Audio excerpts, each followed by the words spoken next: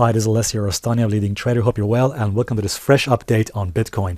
In this video, we're going to talk about whether insiders, in other words, the professionals and the smart money, are they buying and loading up on Bitcoin right now? And if not right now, then when? Potentially, could they start buying Bitcoin? And also very important in this video, I want to show you what key mistakes people are making right now on Bitcoin and how you can avoid them. Okay, now let me just show you this. Back about a month ago, when Bitcoin was rallying just over 17 and 18,000, I posted a video, which I'm sure you saw. And in that video, here's what I said. In fact, the video you can see is right here.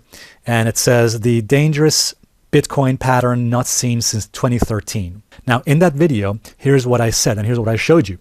Firstly, I mentioned that Bitcoin had blasted through 17, 18,000. And then also in that video, here's the chart that I showed you, courtesy of Jason Geppert.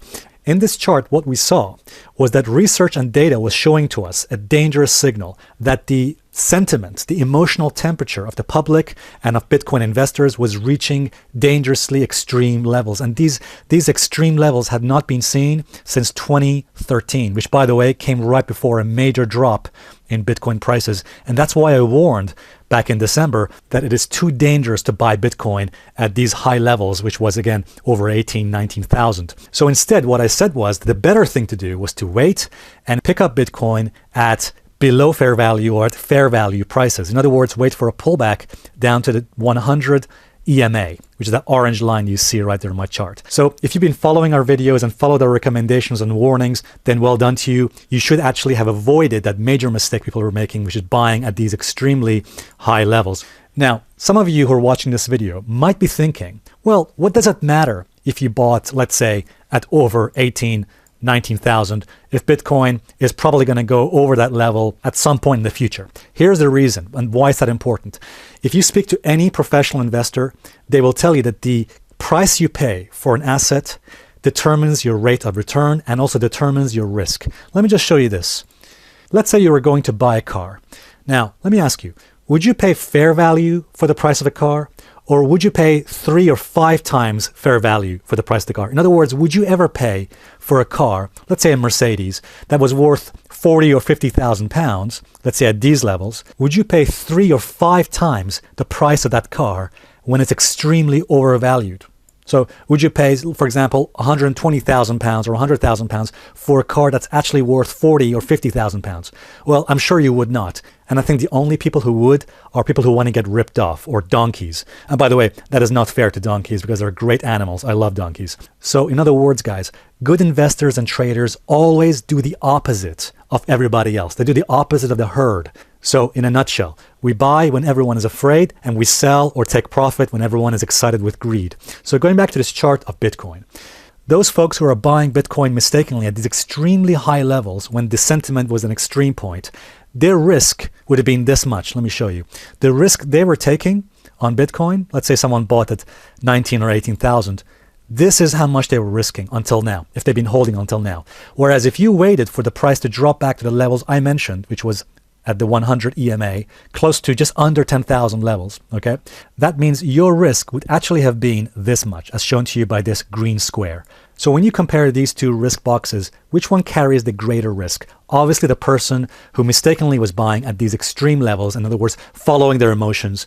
And by the way, I spoke to a Bitcoin millionaire just recently, and he was saying to me that as Bitcoin was hitting just under 20,000, what do you think he was doing?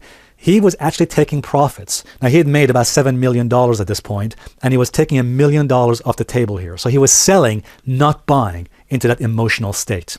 Okay, now let's take a look at the chart of Bitcoin, and let's see where we are right now. Now, you will see 2 key levels on my chart. In fact, let me just zoom back a little bit so you can see this much more clearly. So, sure, first of all, as I mentioned before, this has been so far what appears to be an ABC Elliott wave correction. And this appears to be the C wave of that move. But putting that aside, also notice something very important, that we're stuck right now between 2 key levels. First, the 100 daily moving average, the 100 EMA, and the 200 simple moving average, the 200 SMA, or in other words, the 200 daily moving average. And for those of you who may not be aware of what these key levels mean, all that means is these averages, what they do is they average out the price for a certain number of days. So the orange line, what that does is averages the price out for 100 days going to the past, whereas the green line averages out the price for 200 days going to the past. Why are those levels important? Because the institutions, the big players, and of course the big funds, they all pay attention to these key levels, especially this key level that you see here, and that's the 200 moving average. That key level is often called the dividing line between a bull and a bear market. Take a look. For example, you will see that we have not tested this 200 moving average for a very long time. If I just draw this chart back, just take a look at the price, and you will see that even though we came close to the 200 average here, although we came to the 100 average here and see it bounced off from those levels, but notice we did not come and test the 200 average here, okay? So we have not tested that green line, the 200 daily average, since, let me show you.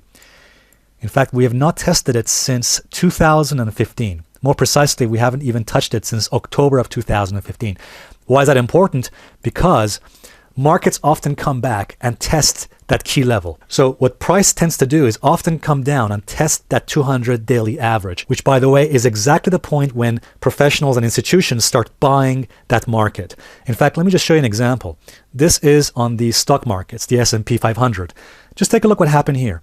You will see that when the Brexit vote came out in the UK, which caused a massive panic move down, look what happened here. As the stock market sold off, what do you see happening right here? You will see that as prices hit the 200 moving average, that green line there, the algorithms and trading programs designed by the big institutions, they started kicking in and started buying stocks right into that level. In fact, beneath that level, as you can see as well. And they pushed up the price higher again. Same thing happened in November of 2016, the US election, right before Donald Trump became president. Notice what happened. The price moved down into that 200 moving average, algorithms kicked in, and then boom. Essentially, this is when insiders and professionals started buying into the market, into the stock market right there, which again means we need to do the opposite of everybody else and think more how like insiders think. All right, guys. So going back to the chart of Bitcoin, it's quite likely that we might actually see some further follow through to the downside. And if we do, then this key level here, in other words, the 200 daily moving average, that green line you see in my chart, which by the way is just over 6,000 on Bitcoin, that's going to be a key support. In other words, a key floor for Bitcoin. And I think very likely if, and it is an if we see a move down to that green line, to the 200 average, let me just draw back this chart a little bit. So if we see Bitcoin coming down to that 200 moving average there, we're very likely to see the smart money start picking up Bitcoin and pushing it back higher again. Now, let's say it doesn't come to that level. Let's say that Bitcoin does not come that far.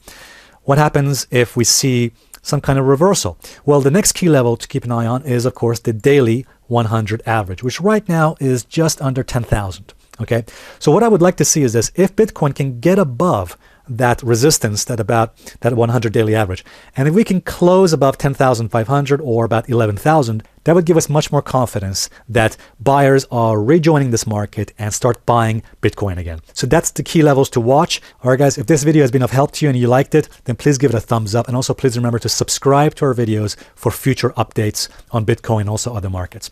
Thank you very much indeed, and until the next update, bye for now.